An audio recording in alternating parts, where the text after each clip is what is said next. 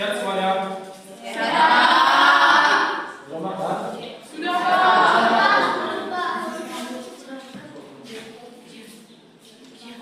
Baik, sebelum saya memulai pembelajaran saya akan mengabsen adik-adik semua. Baik, Ranto, hadir Pak. Siapa yang tidak hadir di sini? Andreas Pak. Ayo Pak, di mana Pak?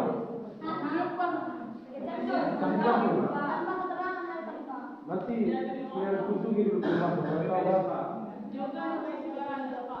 Oh, betul. Iya Pak. Iya Pak. Iya. Gan naik itu Pak. Ya ini diluruskan dulu aja. Kursi mungkin. Yang dekat. Semuanya sudah ya, tadi. Oke, Pak Anu.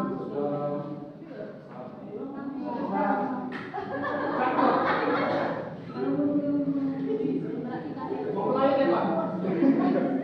Ya. Siapa? Delta. Ibu itu sepasang bukan Delta. Ini pas materinya ya.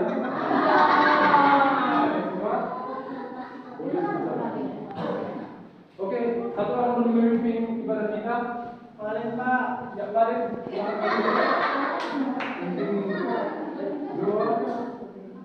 Dua perintah yang ada ya.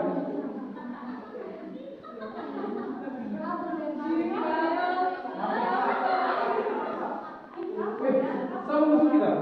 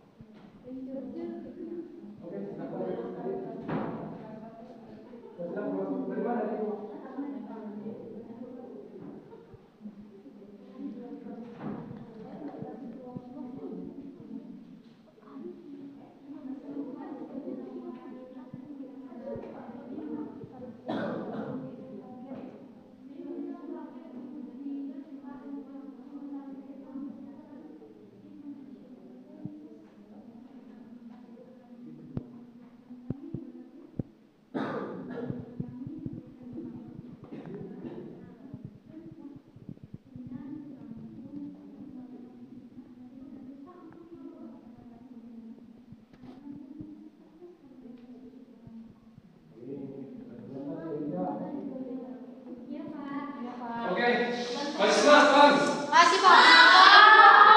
Biar kita boleh belajar kita ya. Apa yang dituliskan di sini?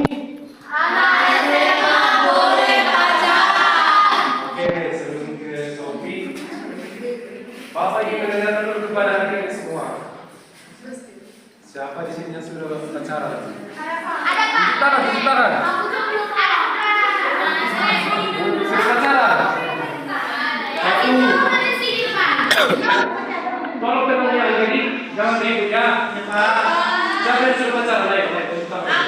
Dua, tiga, ada lagi. Oke, siapa nama pacarnya? Inisial. Oke, ini untuk yang orang tadi, ini sangat penting ya. Lagi orang yang pacaran tadi, ini pembelajaran tentang pacar. Oke, langsung saja saya mulai. Oke, latar belakangnya berpacaran bagi anak SMA adalah proses mengenal dan memahami lawan jenis. Kita memberikan hubungan yang lebih dekat. Menurut Kamus Besar Bahasa Indonesia, pacar adalah kasih yang terikat dari hubungan cinta. Pacaran di usia remaja seringkali dipengaruhi oleh faktor internal seperti ketertarikan dan kebutuhan emosional, serta faktor eksternal seperti pengaruh yang berbahaya. Tujuan pacaran pada remaja biasanya untuk kesenangan dan status, meskipun bisa juga berdampak positif pada prestasi belajar. Baik, kita masuk dalam definisi masa pubertas.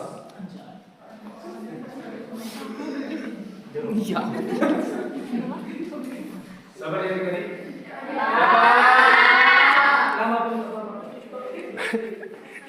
interaktif kan PPT ya? 2 primer. Oke, saya bacakan, mohon diperhatikan ya. Dan kita bicara yang lain. Jawab dengan baik. Baik, Pak.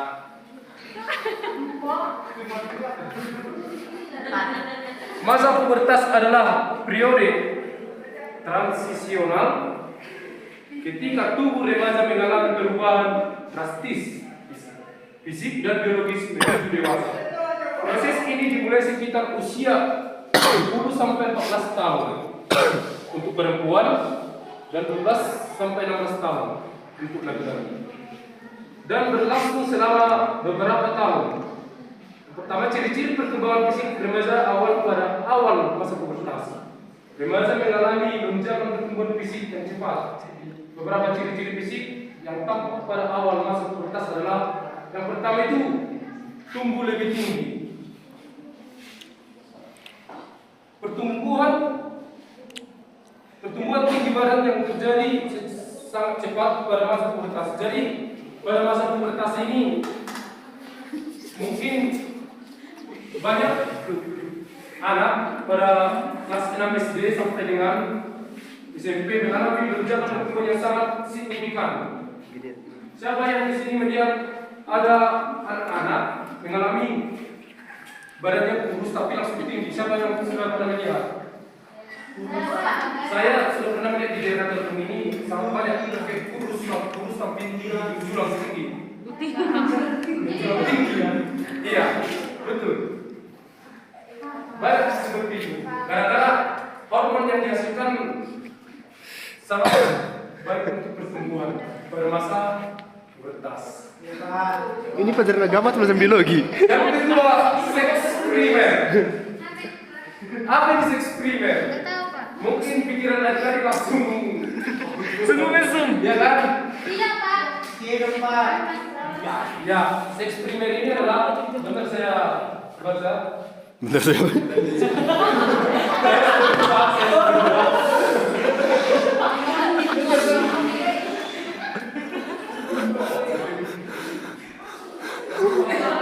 Oke, seks primer. Ini seperti kalau untuk perempuan ini memproduksi. Apa itu? Ini bukan biologi, Bos. Biologi nih.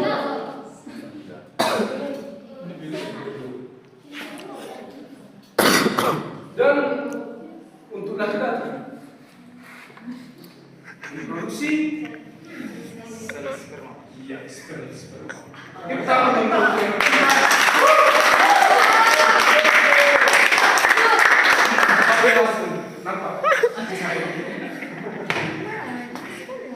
Oke, kita masuk dalam seks sekunder. Siapa yang tahu seks sekunder? Sudah pernah dengar seks sekunder? Baru dengar? Iya, Pak. Inilah pentingnya belajar. Iya, jelas. Ya, Pak. Ya, saya bercerita. Iya,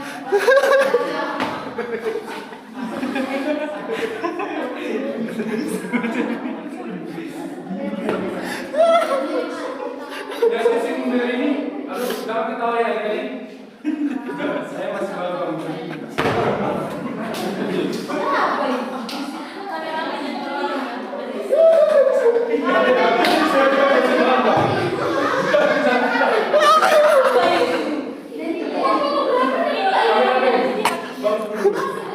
Oke, sesi sekunder ini adalah semata apa? Semata apa? Contoh, di umur 10 tahun SD untuk cewek ya, termasuk di pocket Anda belum tumbuh. Kasus ini. Iya. Itu dia, apa coba? Bukan kumis. Orang kumis saja.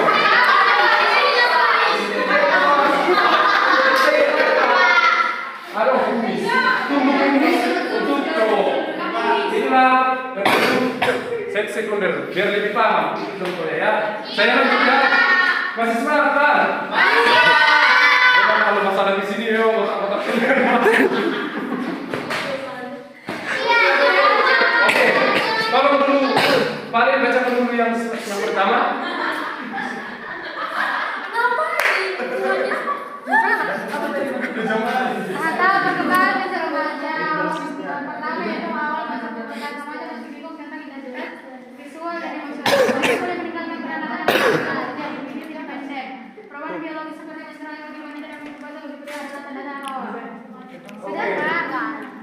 Mimpi basah ya.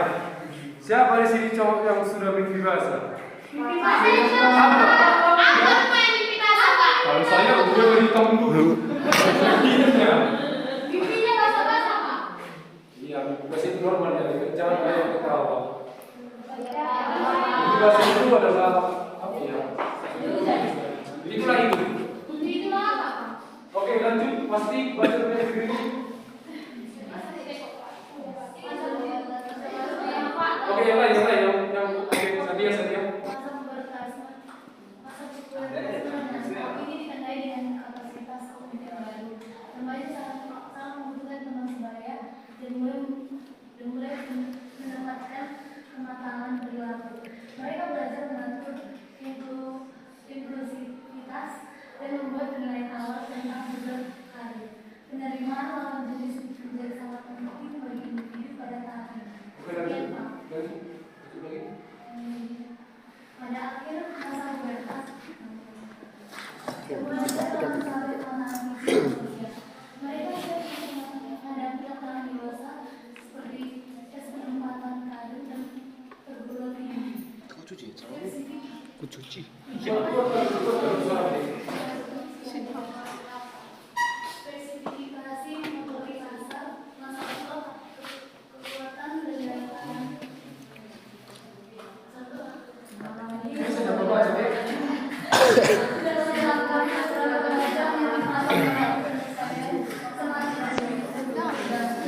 Ya.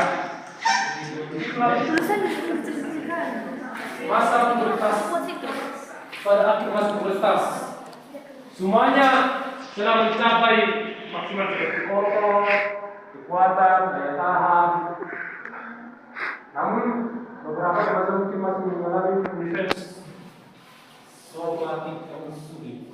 Jadi di masa pubertas akhir ini banyak di sini mengalami hambatan seperti masih terpengaruh kepada masa-masa kekanak-kanakannya, namun tidak separah di masa awal pubertas.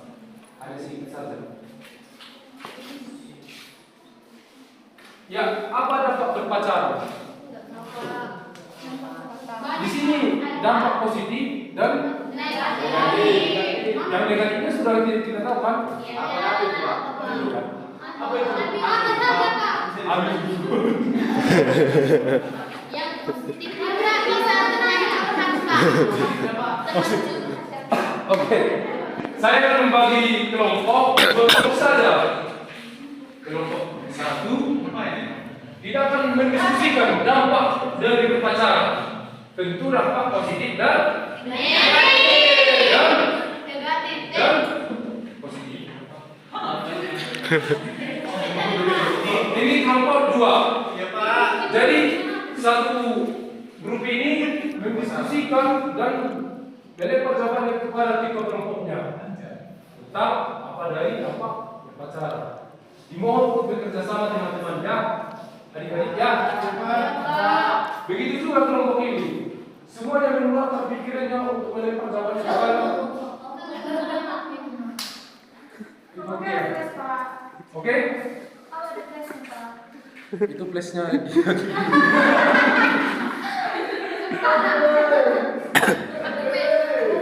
musik aja. Oke. Yang tolong dipikir jawabannya. Kalian dampak positif. Ini dampak negatif. Saya kasih waktu 5 menit untuk memikirkannya. Oke, kita dengarkan kawan kita. Oke. Ya. Diam dulu. Pasti. Diam dulu kode. Mengganggu pendidikan. Fokus pada hubungan dan mengurangi kehadiran tetap studi menurunkan nilai akademis. Itu termasuk dampak negatifnya apa? Yang kedua, risiko kesehatan mental. Apabila dalam hubungan akan meningkatkan risiko depresi atau kecemasan. Biasanya nih kalau hubungannya lagi ada masalah, itu dibawa stres-stresan jadi mengganggu mental dari hubungan tersebut. Yang ketiga, perilaku berisiko. Remaja mungkin terjerumus dalam perilaku ketika penggunaan alkohol atau seks yang tidak aman. Contoh sih kalau itu, Pak.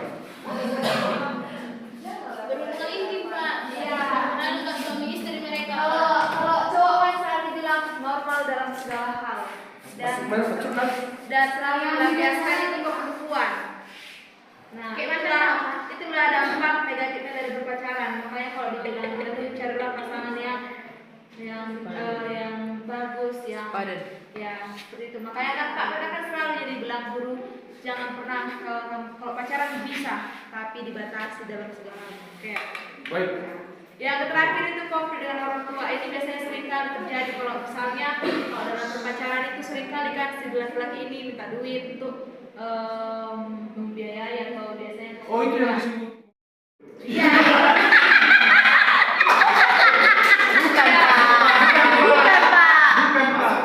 Si cowok minta uang sama mamanya. Oh, Terakhir cewek sama cewek. Misalnya kayak sekarang kakak sekolah dibilang nanti untuk biaya sekolah rupanya untuk jalan-jalan bersama ceweknya. Itulah contohnya. Makan mie ayam, Pak. Nah, demikian dan terima kasih Pak dari kelompok kami. Woi, antar dong.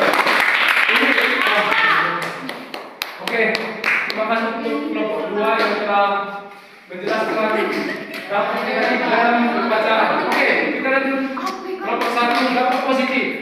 Ini yang negatif positif.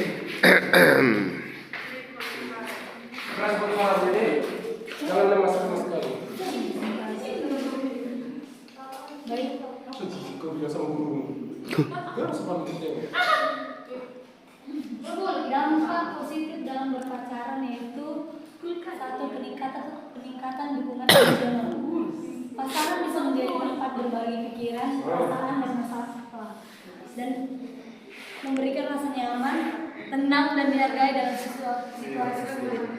Baru yang kedua, motivasi untuk berkembang.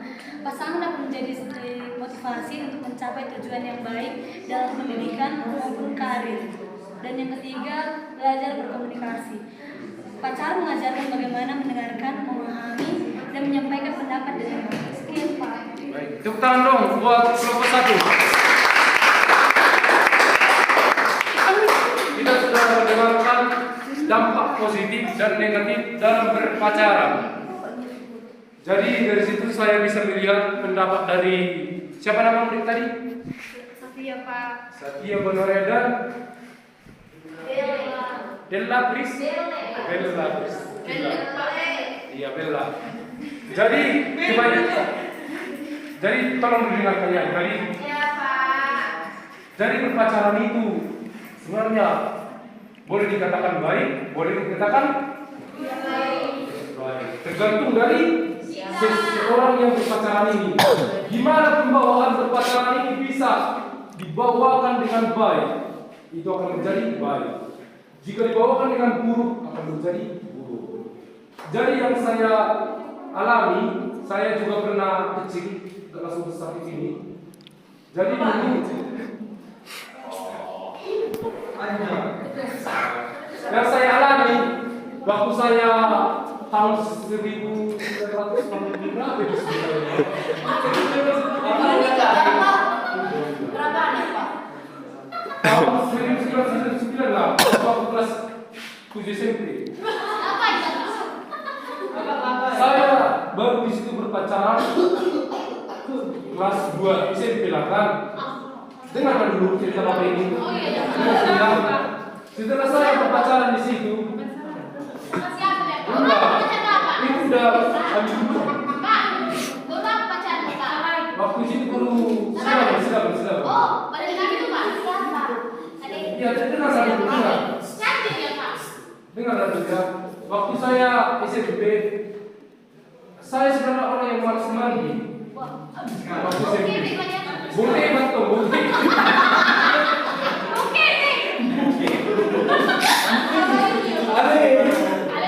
Tapi setelah saya merasa pacaran, saya setiap hari langsung mandi. Itulah perubahan positif yang saya alami. Saya mandi biar harus suka masuk ke kelas. Tapi itu tujuan saya awal tadi masuk ke kelas itu bukannya untuk belajar lagi nanti. Malah iya. Intinya masuk itu. Jadi ada positif, ada negatifnya gitu.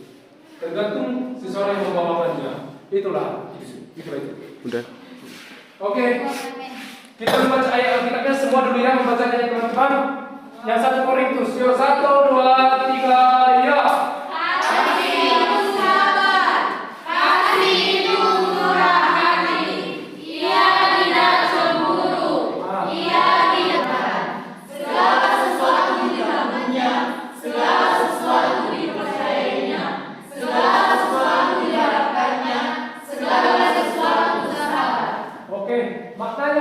Ayat ini menggambarkan sifat kasih yang sejati.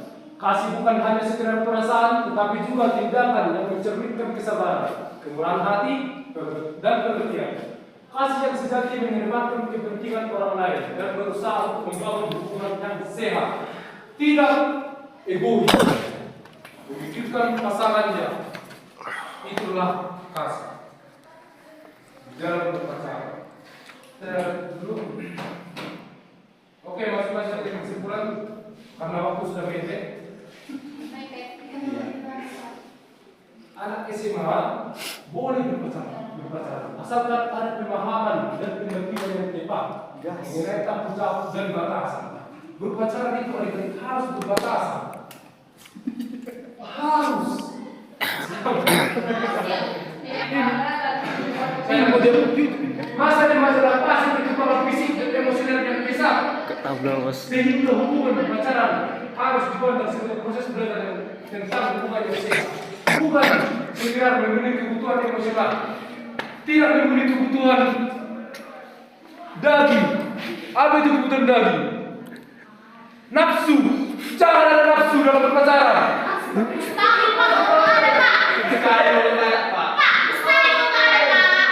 Mulutmu.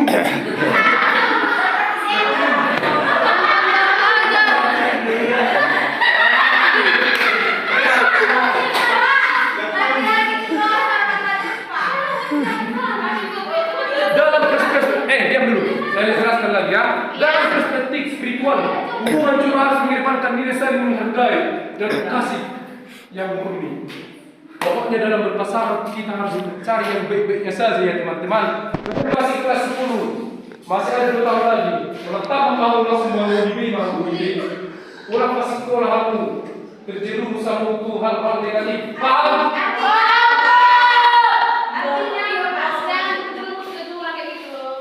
Jangan mau kau dikajak-kajak. Hindari, oke? Bisa kan? Saya percaya anak-anak bapak bisa menghindari hal-hal seperti itu. Ya, bisa kan? Semua bisa semua?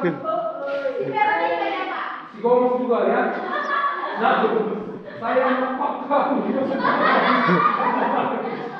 Sama siapa ini? Buku sekian materi bapak itu untuk apa ya? Dilakukan untuk adik-adik supaya tidak melanggar aturan yang sudah ditetapkan dalam kita tadi. Bagaimana kita harus menghargai, tidak membawa nafsu dalam berpacaran. Yang kasih yang pertama, berpacaran boleh, tapi tidak dengan keinginan daging. Sekian materi saya. Hidup. Oke, satu orang pimpin dua kita. Musara. Pimpin dulu dua kita, biar pulang kita. Udah lapar kau kan, Dek? Iya, Pak. Biar pulang kita ya.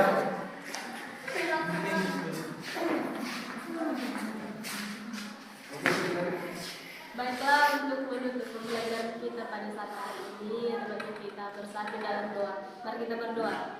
Puji syukur kami panjatkan kehadiran-Mu ya Tuhan Yesus. Sebab kami dapat diberikan kesehatan pada hari ini, kami dapat berkumpul dalam ruangan kami Tuhan untuk melaksanakan pembelajaran kami. Oke, saya balik dulu ya.